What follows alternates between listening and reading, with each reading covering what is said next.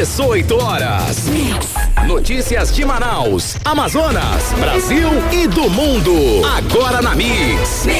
Legal, 6-1, eu e ele, Cid Soares. Boa noite, Cid. Boa noite, tudo certo, Carlão? Tudo certo, tudo em Ribas, e aí? Vamos lá, dá início aqui a mais um 18 horas. Faça a companhia pra gente até às 19. Tamo junto. Vambora, mais um 18 horas. Olha só, ainda tem ingressos pra você, querido ouvinte, ingressos de cinema, ok? Pra você, ouvinte do 18 horas. Olha só, quem chegar primeiro aqui na Rádio Mix não é sorteio, não é nada. Chegou, bateu na porta, Rua Fortaleza 585, aqui no Adrianópolis, você ganha um par de ingresso para curtir um cineminha nos cinemas. Chegou, pegou, levou. E o CI, é isso aí, chegou, pegou, levou. A primeira pessoa é um par de ingresso, ok? Então você que tá por aí na área, aqui no Adrianópolis, o UCI fica lá no Manauara Shopping ou no Samaúma Park Shopping, você escolhe e vai. Agora 6:02 e nós vamos conferir os destaques do programa 18 horas de hoje. Lula anuncia a criação de grupo especial para avaliar viabilidade ambiental da BR-319. Manaus já tem 10 pré-candidatos à Prefeitura de Manaus. Acidentes de trânsito aumentam em Manaus e já mataram 2.000 pessoas nos últimos 4 anos. Essas e outras notícias, os destaques do dia, você confere comigo, com ele, Cid Soares, a partir de agora em 100,7, o melhor mix do Brasil. No ar, mais uma edição do programa 18 horas, vamos juntos com você.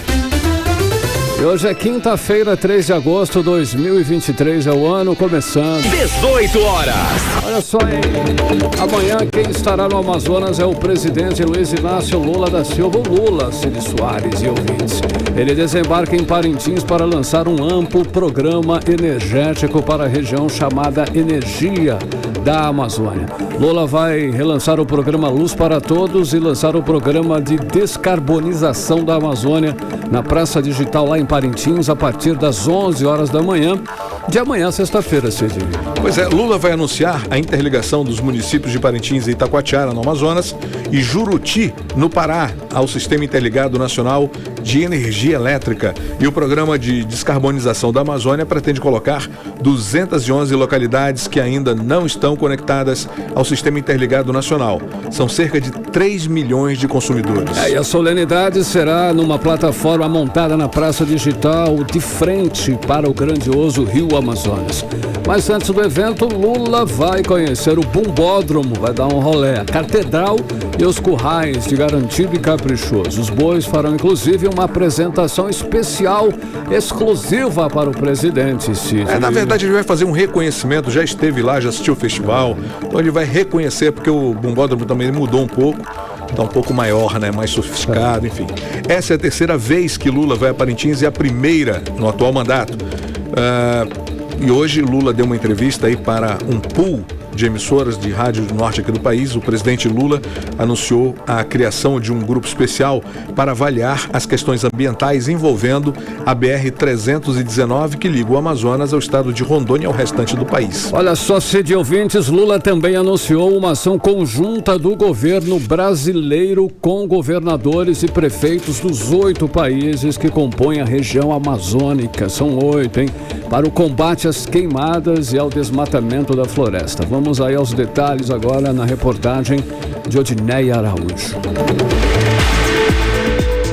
Um grupo de emissoras de rádio da região norte entrou em cadeia na manhã dessa quinta-feira para entrevistar o presidente da República, Luiz Inácio Lula da Silva. Aqui do Amazonas, a emissora contemplada foi a Rádio Difusora FM. Em resposta ao radialista Valdir Correa, o presidente Lula anunciou a primeira reunião dos 8 países membros da Organização do Tratado dos Países Amazônicos. Esses países vão elaborar uma proposta única da região para apresentarem na COP28, prevista para o fim do ano nos Emirados Árabes. O presidente Lula também falou de uma ação conjunta entre governadores e prefeitos dos países amazônicos para o enfrentamento às queimadas e ao desmatamento da floresta. Para isso, uma base da Polícia Federal será instalada aqui em Manaus para coordenar essas ações. Então, ao invés de apenas proibir, nós precisamos estabelecer com eles uma forma de premiar as cidades e os prefeitos que melhorem conter o desmatamento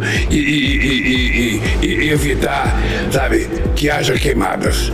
Então nós vamos fazer uma reunião com todos os prefeitos, sabe, das cidades amazônicas, vamos discutir com eles uma política de combater, sabe, tudo que foi legal, vamos colocar a Polícia Federal com uma base central em Manaus para que a gente possa atuar em conjunto com todos os outros estados, vamos fazer convênio com os países fronteiriços para que a gente possa combater o que eu já falei agora há pouco, o combate ao crime organizado, ao narcotráfico, ao garimpo ilegal, às pessoas que estão, os madeireiros ilegais, ou seja, nós vamos dar um pouco de cidadania a esse povo. O presidente Lula também falou sobre as obras da BR-319 que ligam o Amazonas ao estado de Rondônia e anunciou a criação de um grupo especial para avaliar as questões ambientais que impedem a recuperação total da rodovia. Ao invés da gente colocar de forma precipitada, ou a gente dizer que não vai colocar de forma precipitada, os companheiros Rui Costa, que está coordenando o pacto, nós decidimos construir um grupo especial para dar a palavra definitiva. A gente pode ou não pode fazer a 319. Quais são os problemas que a gente vai criar de verdade e o que a gente pode evitar? Eu, na minha opinião pessoal, eu acho que a gente pode fazer com muito cuidado a 319. Você pode montar ponto de fiscalização, você pode colocar, até colocar gente das Forças Armadas para tomar conta desse pedaço da estrada, para tomar conta da floresta, para evitar que haja transtorno, que haja invasão, que haja ocupação, que haja garimpeiro, que haja madeireiro, ou seja, o que nós precisamos é dar garantia à sociedade do que a gente vai fazer. Ainda conforme o presidente Lula, em meio à elevação da temperatura em todo o mundo, a questão ambiental ganhou uma notoriedade muito grande. Por isso, esse grupo especial precisa avaliar cuidadosamente os impactos que as obras na BR-319 podem causar. É delicado porque o mundo hoje está muito mais exigente, o mundo hoje está cobrando muitas coisas e o Brasil é um grande exportador de alimentos, sobretudo para o mundo, e nós não queremos que haja qualquer veto às exportações brasileiras por conta de uma atitude precipitada nossa. Então o que nós precisamos é dar garantia, primeiro, ao povo de Rondônia, ao povo do Amazonas, que nós vamos tratar com responsabilidade para, se tivermos que fazer essa estrada, fazermos elas com o maior critério de exigência que possa ter para que a estrada possa funcionar. A BR-319 hoje está dividida em 4 trechos, mas o chamado trecho do meio é considerado o mais degradado e o que inviabiliza a trafegabilidade da estrada. Odinaia Araújo para o 18 horas. Você está ouvindo 18 horas. Bom, senhores ouvintes, essa fala aí nós já ouvimos várias vezes, não é isso? Porque entra, né? O fato é, sai presidente, entra presidente e a BR-319 não sai dessa lama. Não sai, Cid Soares, da lama e sempre esse papo. Já tivemos ministro dos transportes aqui do estado que não conseguiu concluir a recuperação da rodovia.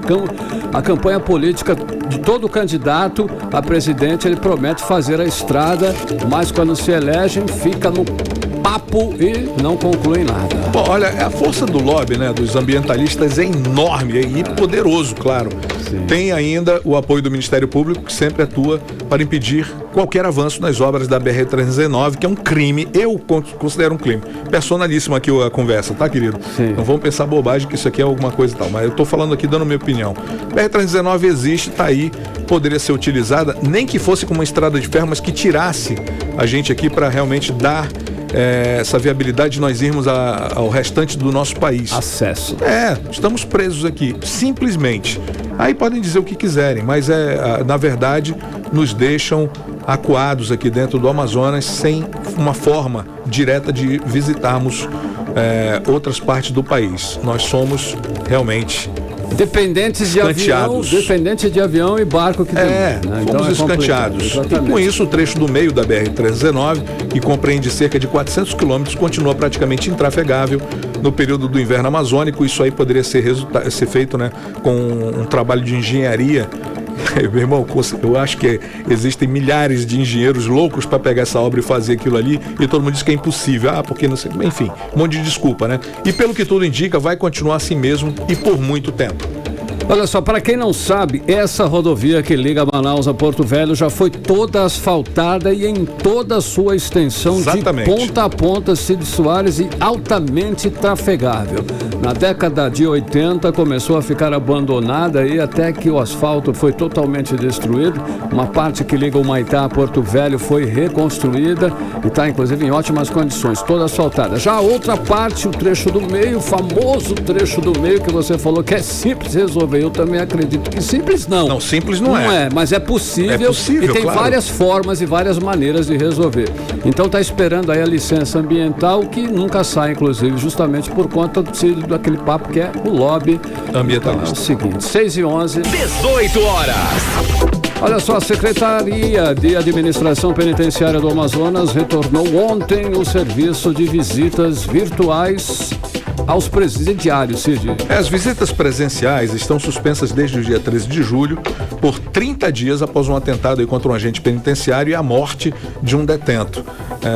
Familiares de internos fizeram pelo menos 3 protestos pela retomada, né? E olha só, o repórter André Meirelles está aqui ao vivo e em cores em nossos estúdios e está trazendo aí mais informações sobre esse assunto aí. Boa noite, André. Então, olha só, as visitas aí presenciais, elas continuam suspensas até quando? Inclusive, tem uma polêmica em cima disso, tem várias questões aí envolvendo isso, né, André Meirelles? Boa noite. Muito boa noite, Cid, boa noite, Carlão, boa noite a todos que nos acompanham. Exatamente, olha, e as visitas presenciais estão suspensas até 13 de agosto. E durante esse período as visitas serão realizadas naquele modo virtual, ou por chamadas ou videochamadas para os números cadastrados em um aplicativo do governo estadual, que é o Visita Legal, ou para o telefone fornecido pela pessoa privada de liberdade. E nesta quinta-feira, a Secretaria de Estado de Administração Penitenciária, a SEAP, afirmou que as visitas virtuais, elas buscam garantir a comunicação entre o preso e os familiares. As visitas são agendadas por meio do aplicativo e ontem a SEAP divulgou o calendário da nova rodada de visitas virtuais nas unidades prisionais aqui do estado do Amazonas. Essa ferramenta, inclusive, ela está disponível no site ceap.am.gov.br e também pelo aplicativo, que é esse aplicativo Visita Legal, que pode ser baixado na loja do celular Android. Funciona somente para o sistema operacional Android. Então você que tem um celular aí, você pode abrir a loja de aplicativos do seu celular e baixar aí o aplicativo Visita Legal, que é o aplicativo da SEAP, o qual você pode fazer agendamento, que já começa a valer aí a partir de amanhã. E com a implantação do sistema online de agendamento, os familiares dos presos podem marcar dia e hora das visitas. E segundo a SEAP, todas as atividades socioeducativas, que são os estudos e também os projetos de remissão, eles são mantidos ali para os detentos. A visita online já começa a valer a partir de amanhã, 4 de agosto. E para que a gente possa entender a situação, toda essa situação, por que a gente está falando de que agora na penitenciária não pode ser feita a visita ali pessoalmente, né, somente online, é por toda uma situação que aconteceu. E para entender essa situação aí dessas visitas presenciais suspensas, a gente vai ouvir agora o secretário da SEAP, que é o Paulo César, que falou no dia em que houve aí a visita nos presídios após ter acontecido aquele ataque. Houve então uma vistoria aí nos presídios, né? Então ele falou a respeito dessa vistoria que acontece. Vamos acompanhar. Daqui é uma operação de rotina, todo ano é feito, não só uma vez, não foi a última, não é a primeira. Isso aqui é para respaldo e resgate da dignidade da pessoa humana dentro das unidades prisionais. O nosso trabalho aqui é muito claro, muito incisivo.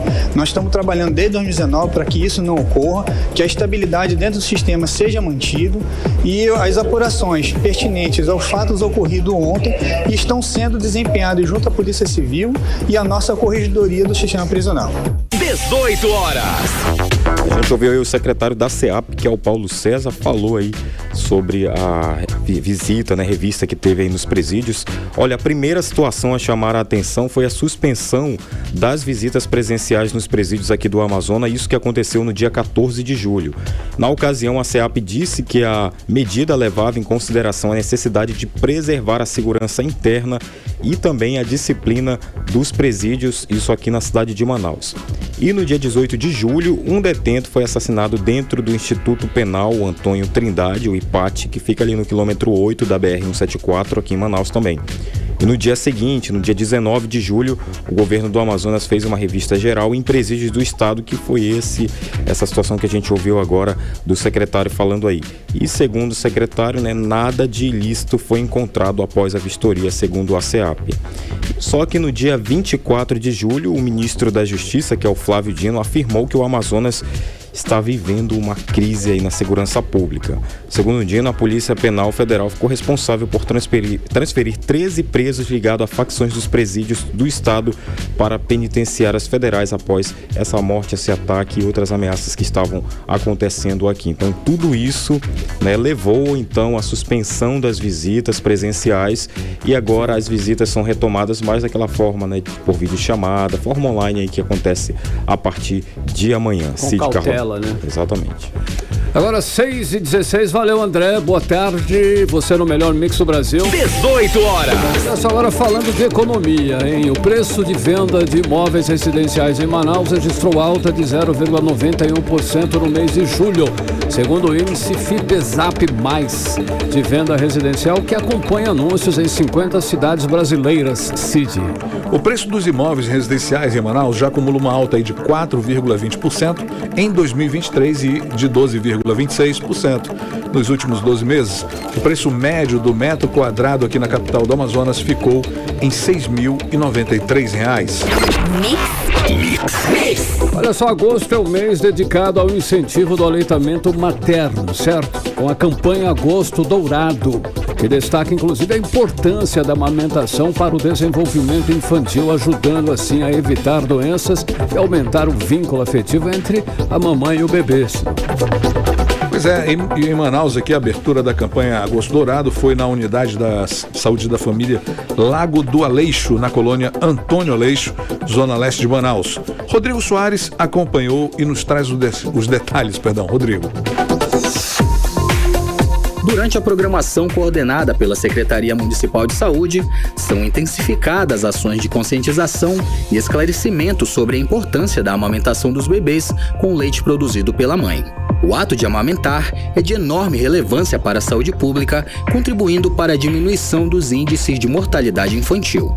O subsecretário de Gestão da Saúde da Sensa, Djalma Coelho, falou dos benefícios proporcionados ao bebê com o aleitamento materno. O aleitamento materno é uma das coisas mais importantes, assim, dos atos mais importantes que uma mãe e que uma família pode fazer para o seu filho.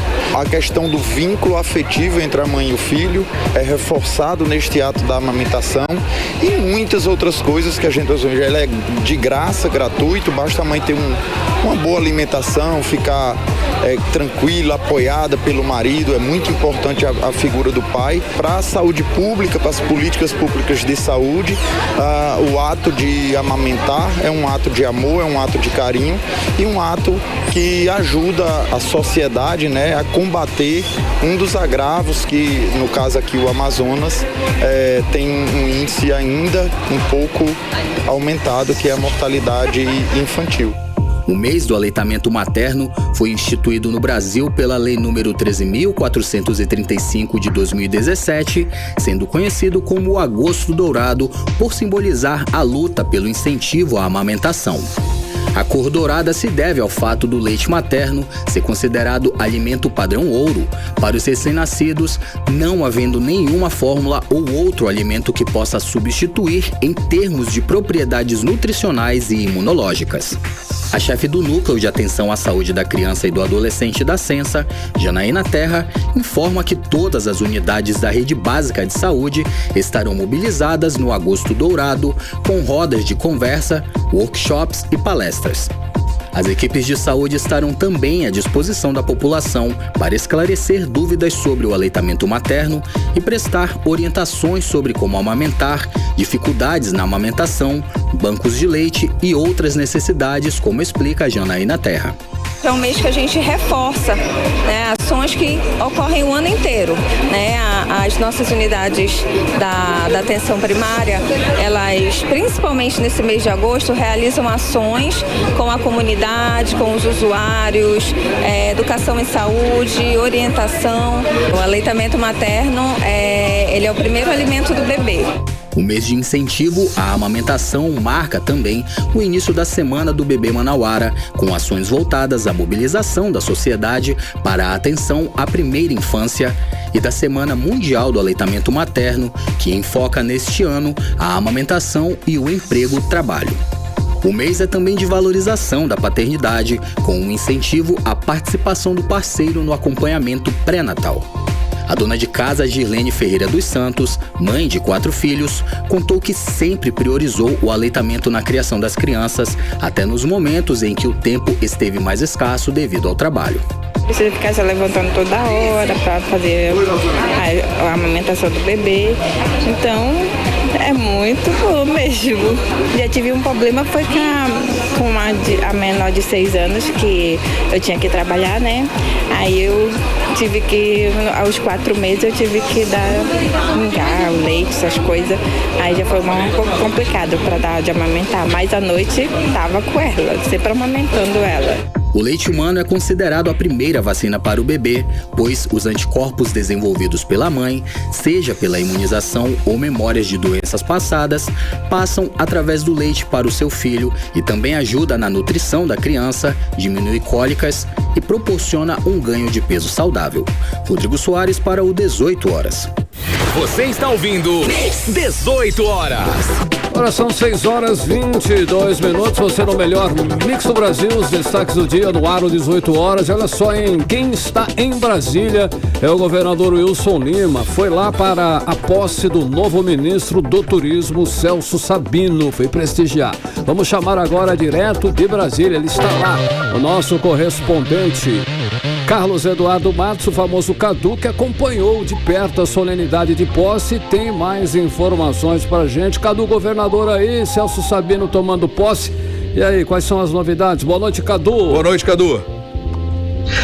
Boa noite, Carlão. Boa noite, Cid Soares. Obrigado pelo famoso, hein? Eu agora não sou tão famoso assim. Fala, Cadu. Boa noite, caros ouvintes do programa 18 horas. Olha, foi um evento bastante concorrido hoje pela manhã, início da manhã, fim da manhã, início da tarde, Cid Soares.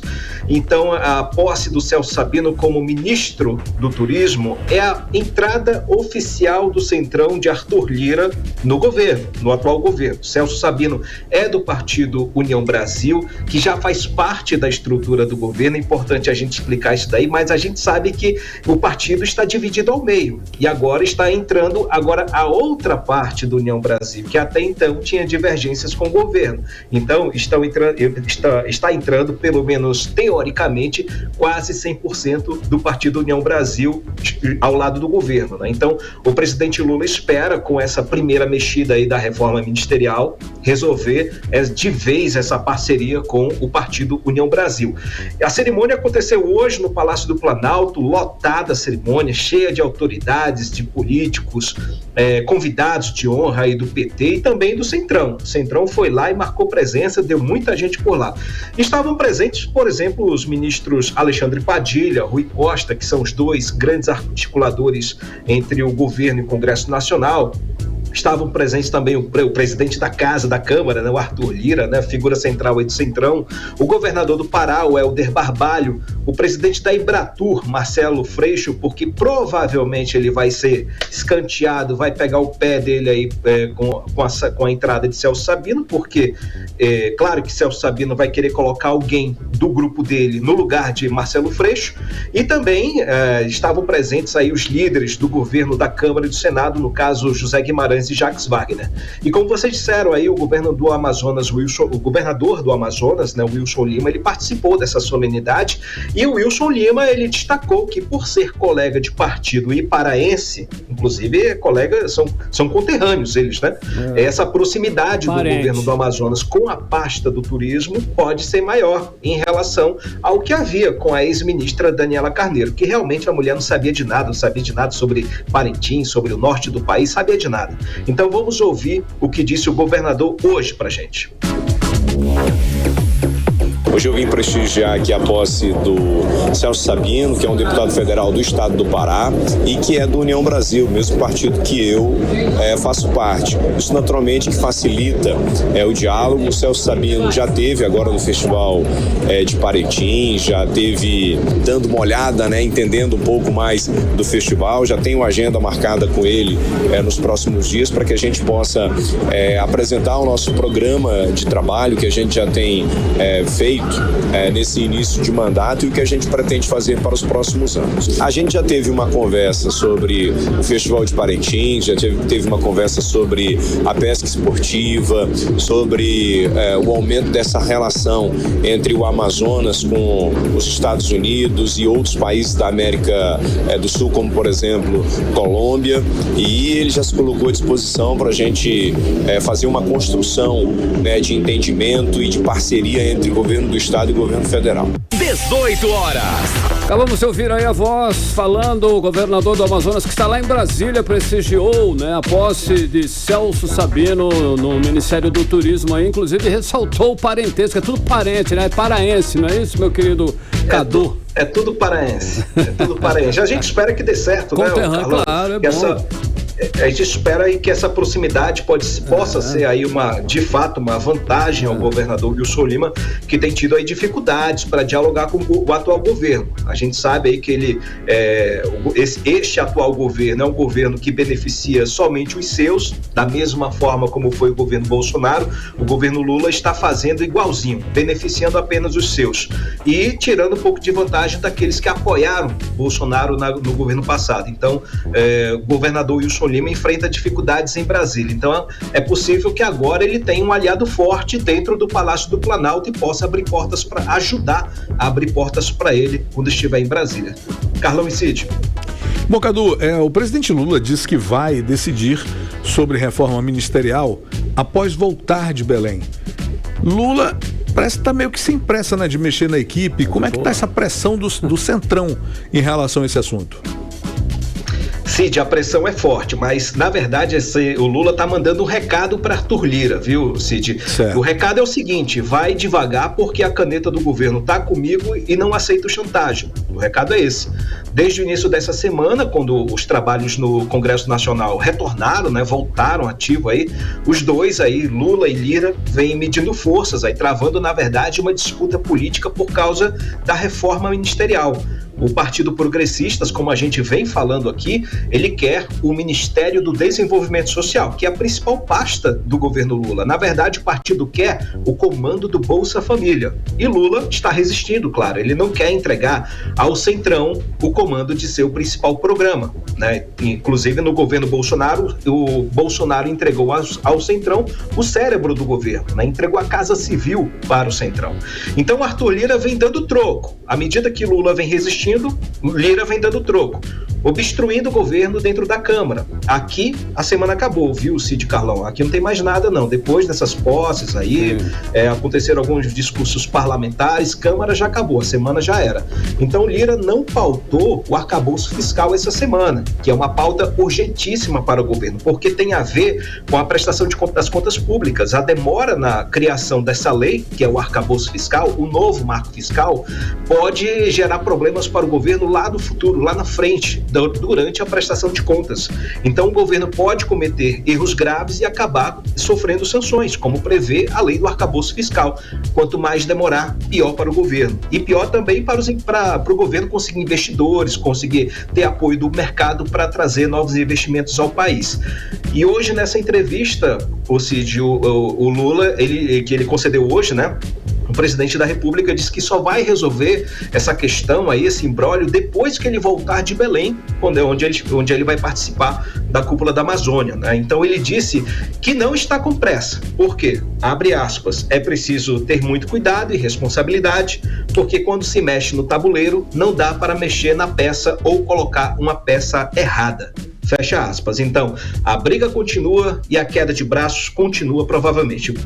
O Lira não vai ter a paciência que o Lula está tendo agora. Então, é um recado. O Lula está colocando a mão pesada dele do governo na frente do Lira, e o Lira, claro, como um líder forte do Centrão, não vai resistir.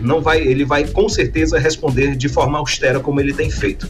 Agora, mudando de assunto, Cid Carlão, hoje o presidente Arthur Lira, falando nele, né, ele entregou ao Senado o texto da reforma tributária que foi aprovado pela Câmara dos Deputados. Então, os trabalhos no Senado, dessa forma, começam oficialmente a partir de hoje, com reuniões na CCJ, que é a Comissão de Constituição e Justiça, futura apresentação do plano de trabalho, audiências públicas, debates com o setor produtivo, enfim, o pau vai quebrar no Senado a partir de agora. Então, o momento é de tentar costurar uma reforma tributária com menos divergências. Não dá para fazer uma reforma tributária ideal para o Brasil. Isso não existe, não vai existir. O que vai existir é uma reforma em que haja menos divergências. Então, como a gente sabe, o senador Eduardo Braga, que é o líder do MDB, é o relator da reforma tributária, e ele falou com a gente agora há pouco. Vamos ouvir o que ele disse. Nós iremos examinar cada um dos artigos que foi aprovado pela Câmara para que nós possamos aqui no Senado dar a nossa contribuição. O Brasil precisa de uma reforma tributária que possa ser, ao mesmo tempo, simplificadora, que nós possamos simplificar o sistema tributário nacional, ao mesmo tempo neutra do ponto de vista tributário. Nós não podemos ter aumento de carga tributária, o Brasil não suporta aumento de carga tributária, e equilibrada do ponto de vista federativo. 18 horas. Agora só ouvimos aí o senador da República, Eduardo Braga, que é relator da reforma tributária no Senado. Ele falou aí, né, da importância da reforma ser favorável, não é isso, Cadu? Finalizando. Exatamente, Carlão. Então ele está também preocupado com a questão da Zona Franca de Manaus, né? A reforma, um dos empecilhos, um dos impasses existentes nessa reforma tributária que foi aprovada pela Câmara é a Zona Franca de Manaus, porque teve muitas exceções concedidas na avaliação de governadores. Então ele vai enfrentar uma batalha para defender o que foi aprovado na Zona Franca. Ele quer incrementar o que foi aprovado, ou seja, quer colocar mais coisas, mais pontos aí a serem aprovados para beneficiar a Zona Franca. Mas está difícil, tem muita disputa, governadores em cima tentando ter vantagens junto com a Zona Franca. Aí vai causar uma confusão geral, a gente vai seguir acompanhando. Carlão e Cid. Beleza, então, Cadu, obrigado mais uma vez pela sua participação e até amanhã. Valeu. Valeu, Cadu. Alô, Cadu. Ok, 6h33, você no melhor mix do Brasil. Melhor mix do Brasil. Olha só, você vai conferir daqui a pouco a entrevista ao vivo com a reitora da FAMETRO e a nova presidente do Partido Novo, Maria do Carmo Cefair. Será que ela vem, inclusive, candidata à Prefeitura de Manaus? Esse é o nosso assunto em instantes. 18 horas. Agora nós vamos conferir a previsão do tempo para amanhã. Amanhã, sexta-feira, já de novo, hein? A primeira sexta de agosto, inclusive. Hoje choveu. Será que amanhã vai chover ou teremos o dia ensolarado? Previsão do tempo com o Cid Soares. Previsão do tempo.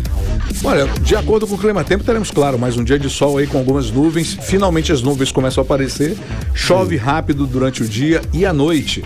Temperatura mínima de 25 graus e a máxima de 34.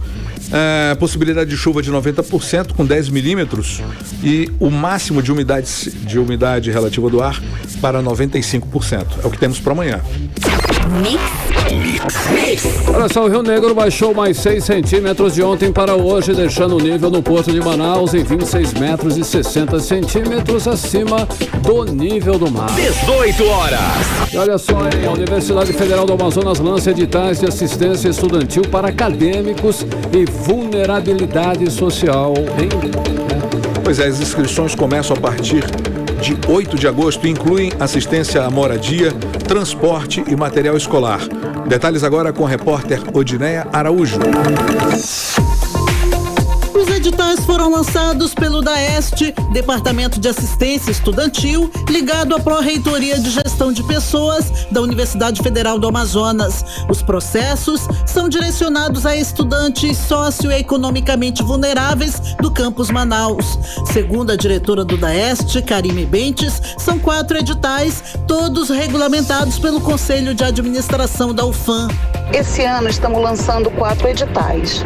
Auxílio acadêmico, para ajuda de custo com materiais de baixo custo e transporte. Auxílio Curumim Cunhantã, para pais e mães de crianças com até 6 anos de idade. Auxílio moradia, com ajuda de custo para pagamento de aluguel daqueles alunos de outros municípios que estudam em Manaus e que não podem ocupar residência. E vaga na residência estudantil, para alunos e alunas que não sejam de Manaus morarem na residência estudantil. Ainda conforme a diretora do DAEST, Karime Bentes, as ações de assistência e auxílio estudantil têm o intuito de acompanhar o acadêmico contemplado durante toda a sua vida estudantil. Nosso trabalho todo é voltado para alunos e alunas de graduação presencial que estejam em condição de vulnerabilidade socioeconômica. Nesse primeiro momento, lançamos os editais da capital e depois os editais dos interiores. Vale ressaltar que nos interiores estamos com editais vigentes até o último bimestre do ano de 2023.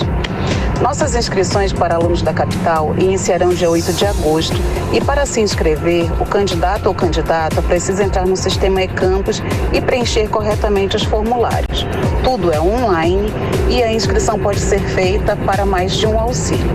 O Departamento de Assistência Estudantil tem, através dessas ações, o objetivo de reduzir os índices de retenção, desistência e evasão do estudante, conforme a professora Karime Bentes.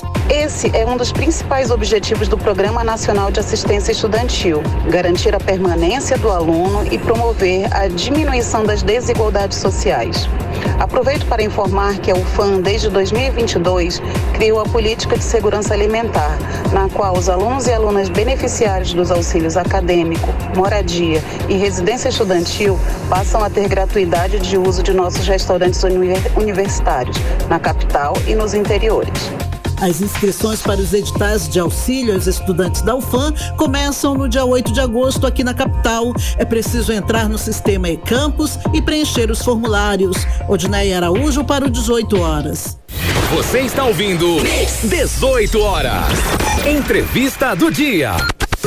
6 horas 37 minutos e a nossa entrevistada de hoje é a empresária, mestre, reitora da FAMetro, Maria do Carmo Cefaeira, que decidiu entrar de corpo e alma na política ao assumir a presidência estadual do Partido Novo. Boa noite. Então, por que o Partido Novo, doutora Maria do Carmo? Mais uma vez, boa noite. Boa noite, prazer estar aqui na Rádio Mix. E especialmente para tratar desse tema aí que virou uma paixão, né? Então, por que o Partido Novo? Boa pergunta. Então, o Partido Novo, desde o início, ele foi realmente objeto assim do meu desejo de filiação. Na época, eu procurei a direção do partido, mas por questões adversas, acabei indo para o PSDB. Na época, o Novo não tinha uma nominata aqui no estado do Amazonas, enfim. E eu tinha projetos, né, para minha vida. E aí surgiu a oportunidade de sair como suplente do Arthur Virgílio e foi uma oportunidade que a gente achou que seria interessante e de fato foi, porque, vamos dizer assim, eu tive um aprendizado intensivo de política. Então, assim, hoje isso daí tudo vem na hora certa, no momento certo. Eu retomei o contato com o Novo e resolvemos aí concorrer para assumir a presidência do partido, já que havia essa possibilidade. O Novo é um partido bem democrático, com processos bem definidos, né? Os filiados, eles todos têm assim a ampla possibilidade de concorrer, de se candidatar, enfim. Isso bate com o que a gente pensa para a política. Eu digo sempre que é um partido que está à frente do seu tempo, mas que nós vamos conseguir atrair o olhar dessas pessoas que também estão desejando aí um upgrade na política. Quando eu falo upgrade, eu não quero ser pejorativa com outros partidos, mas ter tudo aquilo que a gente imagina para a vida política do país, essa evolução, esse sentimento de democracia plena, o Novo, ele agrega isso, ele tem essa possibilidade. Então, assim, foi um partido que realmente chamou a atenção e acho que veio para ficar, e eu vou fazer um trabalho para que ele seja conhecido aqui no Estado, traga bons valores para a política e possa fazer a diferença na vida aqui do povo.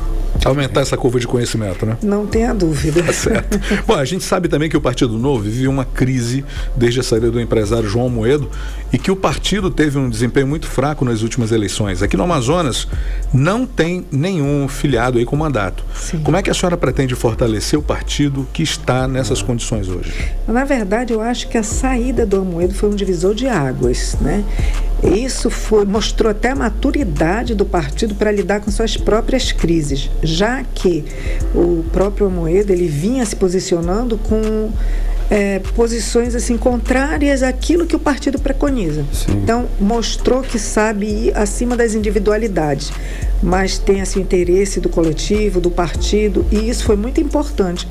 Inclusive, eu acho que é isso que hoje fez com que o Novo ganhasse, apesar daquele momento, né, nas eleições passadas não foi muito bem, justamente porque não teve tempo de se reestruturar, enfim, ficou com aquela impressão de disputa interna e que apoiava, quem não apoiava, enfim. Ele cresceu sim e hoje ele é objeto de desejo de muitos. E hoje sim, eu vejo que o Novo, ele está a caminho de se consolidar como a oposição que o Brasil deseja. Séria, que preza por valores, que tem uma conduta, enfim. Eu acho que ele vai entrar no vácuo que o Brasil necessita, de uma oposição coerente, séria. A gente teve aí uma experiência de eleição dividida, né, polarizada. Muito, E então eu acho que nesse sentido o Novo vai mostrar que veio para ficar, porque vai fazer diferente. Perfeito. E vai fazer a diferença. Olha só, doutor, em cima de toda essa teoria, de tudo que a senhora está falando, estão comentando nos bastidores, olha só, um reforço que o ex-prefeito Arthur Neto, inclusive a senhora já comentou que foi suplente de senadora dele na eleição do ano passado, ele se filiará ao Partido Novo. Existe realmente essa possibilidade? A senhora confirma esse novo, né, reforço aí para o partido? Não, olha, infelizmente, assim, né, o Novo ele tem alguns regramentos, algumas resoluções, e o Estatuto veda a filiação de pessoas que tenham mais de 75 anos. E candidatura nem pensar. Então, assim, nesse sentido, o Arthur ele estaria automaticamente fora dos padrões do Partido Novo. Perfeito. Um dos desafios aí de qualquer partido, claro, é aumentar o quadro de filiados para se fortalecer para os embates eleitorais. Aí vem uma grande campanha de filiação ou não. Quais são os atrativos que o partido, que é de direita e liberal, oferece para quem se filiar?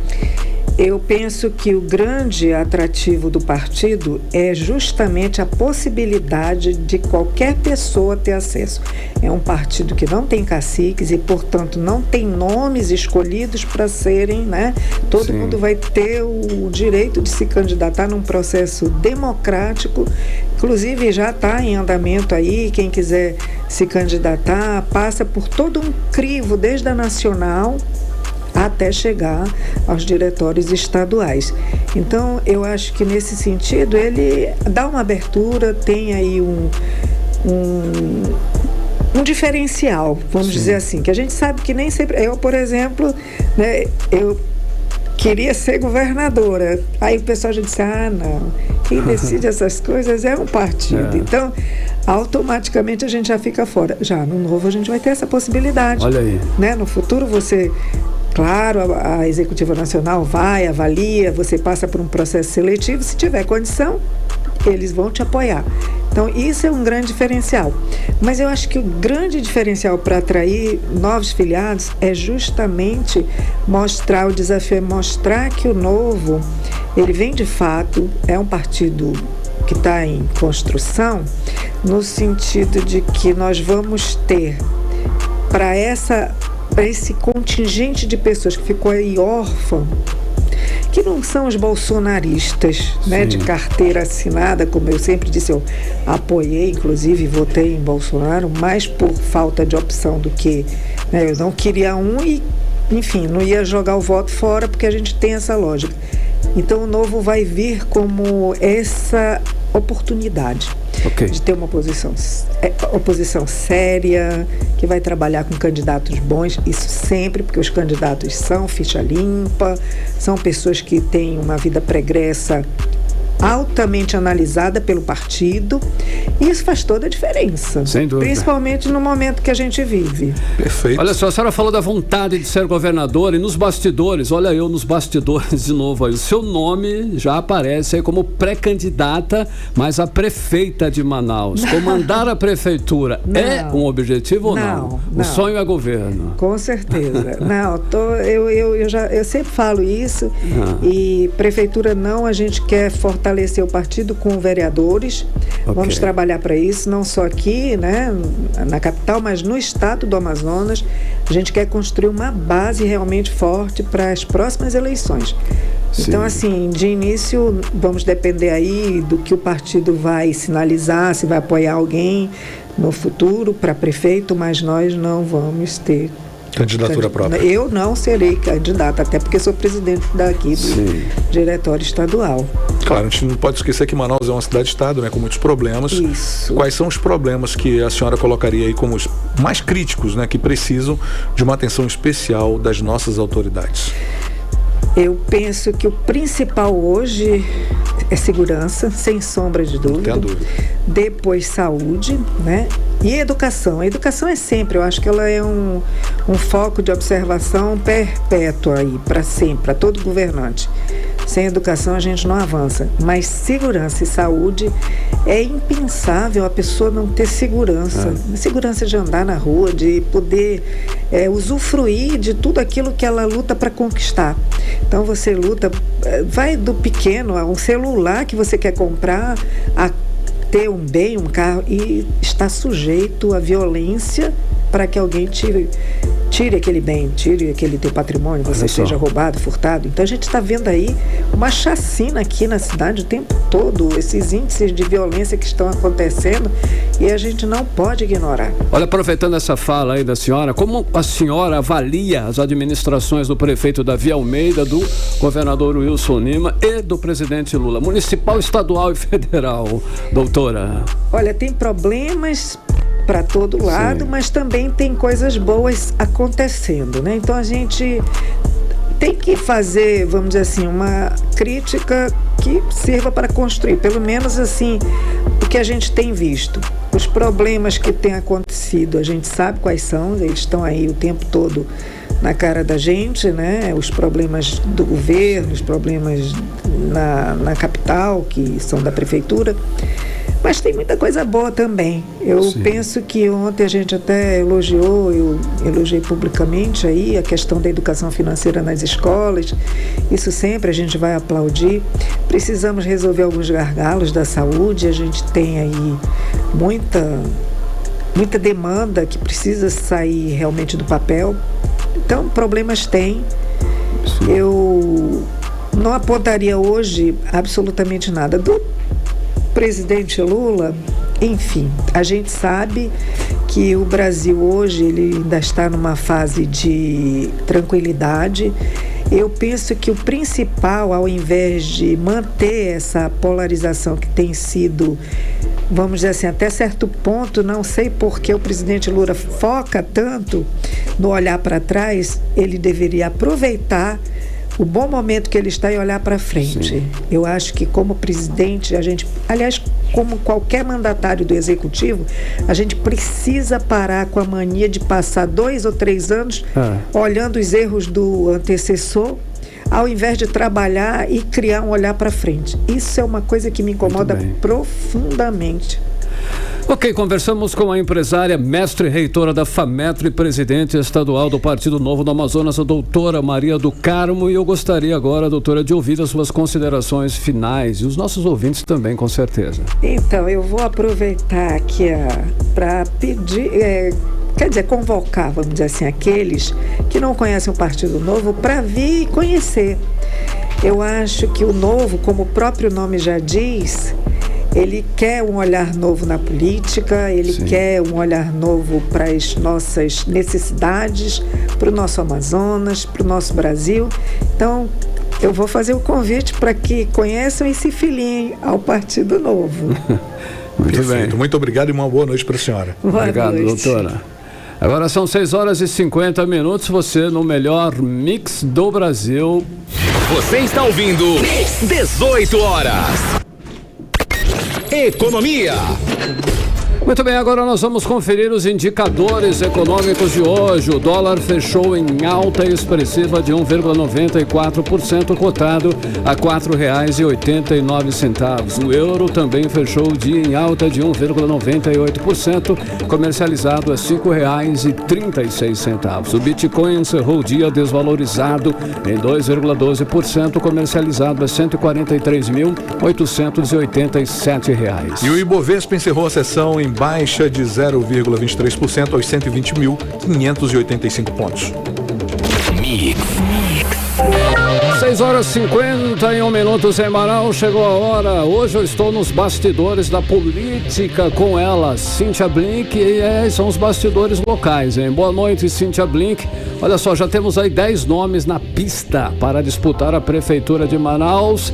Quem são eles, Cíntia? Maria do Carmo estava nessa tua lista aí, não, a doutora? Estava na minha lista, Estava, viu? então ela já não está mais. Já tira. Ela já pediu para sair. Ela já não está mais, vai. E aí? Boa noite, Carlão. Boa noite, Cid. Boa todo noite. Mundo que está com a gente na 100.7. Pois é, menos uma mulher. Estava contando aqui com 4 mulheres, mas ok, vamos seguir aqui. Então, vamos só lembrar que a gente, eu vivo dizendo que estamos em 2024, mas ainda não, ainda falta um bocado. Ainda assim, já temos aí essa lista com 9, atualizando 9 possíveis candidatos a prefeito de Manaus. A gente está falando de Alessandra Campelo, deputada estadual, também deputado estadual Roberto Cidade, presidente da Assembleia Legislativa, Maria do Carmo cortamos, né, porque ela acabou de dizer que não vai rolar. Temos também a Mamandel, Davi Almeida tentando a reeleição, a Mamandel que é deputado federal, Coronel Menezes e Alberto Neto vai ser um desses nomes, mas, bom, ainda está na briga, né? Ricardo Nicolau, candidato do PT, a gente não sabe qual. Pode ser Zé Ricardo, pode ser Sinésio Campos, pode ser que não venha nenhum, vai saber. O PT tem que se entender dentro dele mesmo. E Armando Mendes, de vez em quando, tá dando entrevista. Deu a segunda entrevista ontem, foi falar com Iel. Então, assim, Iel Levi, jornalista. E por isso que eu tô considerando o Armando, porque é um movimento atípico dele. Ele não costuma ser uma pessoa que dá entrevista e tudo mais. Então, nós estamos nessa realidade. Há um tempão aí de começar a campanha oficialmente, mas já tem esses nomes todos colocados à disposição para vir aí como candidato a prefeito de Manaus. Eu acho que teremos uma eleição disputada. Sim. Cid, Carlão. Blink, é verdade que tem um projeto de lei de um vereador que quer proibir a reprodução caseira de animais domésticos? Como é que funciona isso aí? Pois é, os animais, tanto gatos quanto cachorros, não vão poder reproduzir de forma caseira, em casa. Porque eu fiquei imaginando como é que vai fiscalizar isso, meu Deus do céu. Mas a intenção do projeto é boa. Projeto do vereador Kennedy Marques. Ele está tentando fazer com que os animais sejam castrados obrigatoriamente, para que não haja animais abandonados nas ruas, né?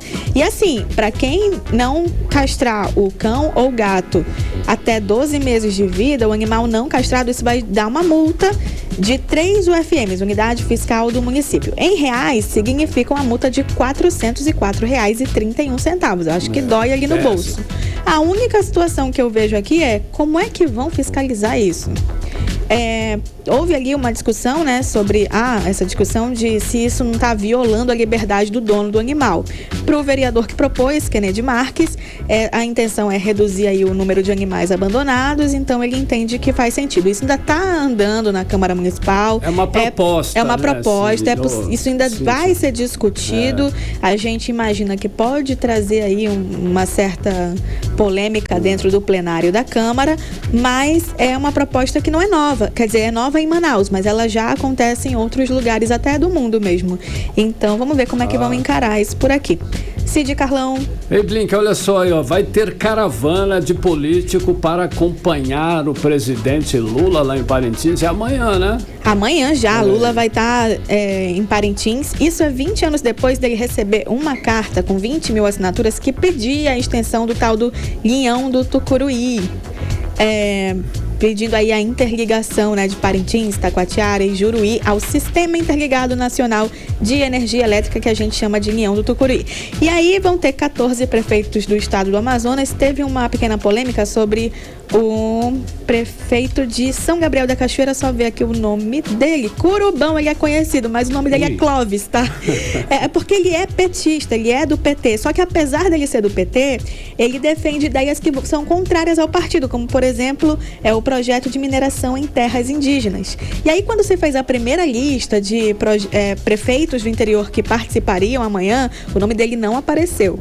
Depois vem uma nova lista com o nome dele. E aí se pensou, é porque apesar dele ser do PT, ele não é tão petista assim. É melancia ao contrário. Exatamente, mas no fim foi o nome dele lá. E assim, outra coisa é que a segurança do Lula precisou se movimentar, precisou fazer uma nova estratégia sobre ele lá, porque por causa dos bois, do Garantido e Caprichoso. Acontece que, para evitar aí um problema entre as agremiações rivais, né, a segurança do Lula precisou ajustar o deslocamento dele pro aeroporto da cidade. Porque só tem 2 caminhos pro palanque presidencial. E em um desses caminhos ele passaria pelo Garantido.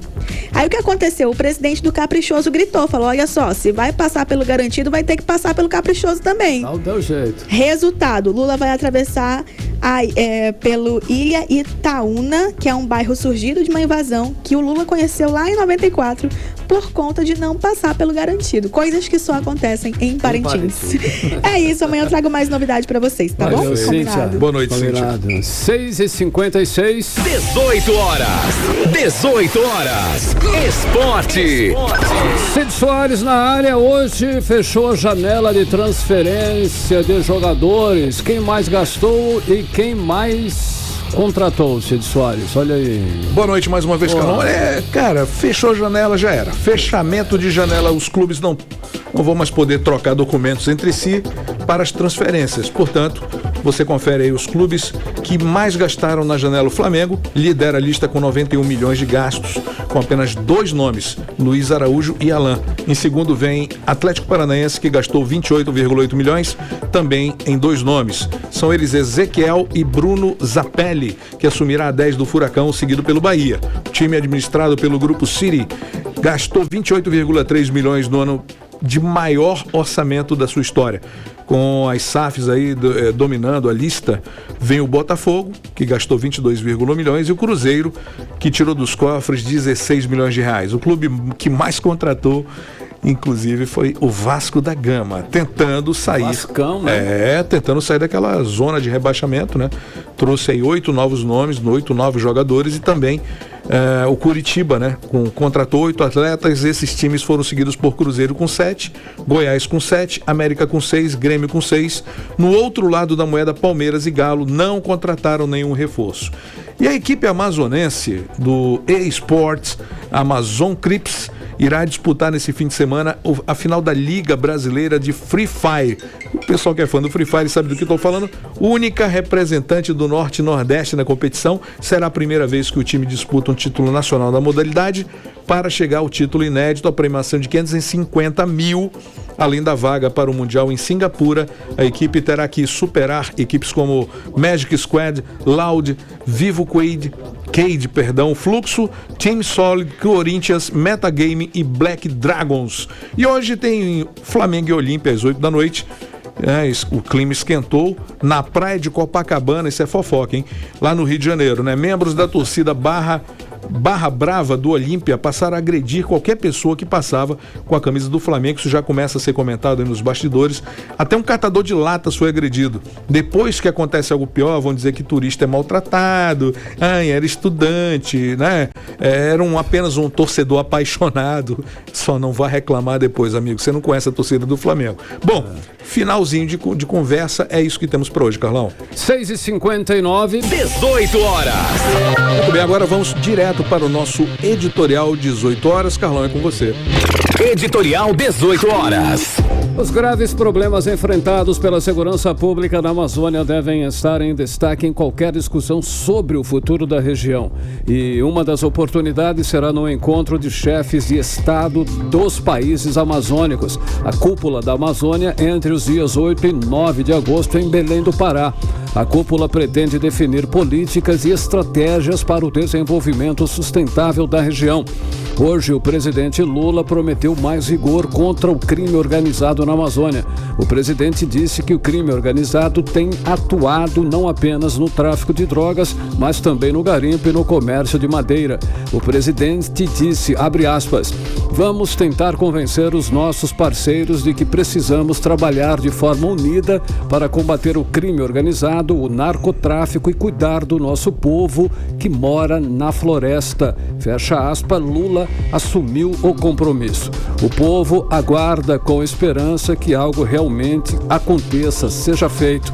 É que sem segurança e paz, qualquer sonho de desenvolvimento na Amazônia se torna impossível de ser sonhado. 18 horas. 7 em ponto, Cid, boa noite. Boa noite, até amanhã. Até amanhã. Você ouviu 18 horas. As notícias do Brasil e do mundo. De volta amanhã.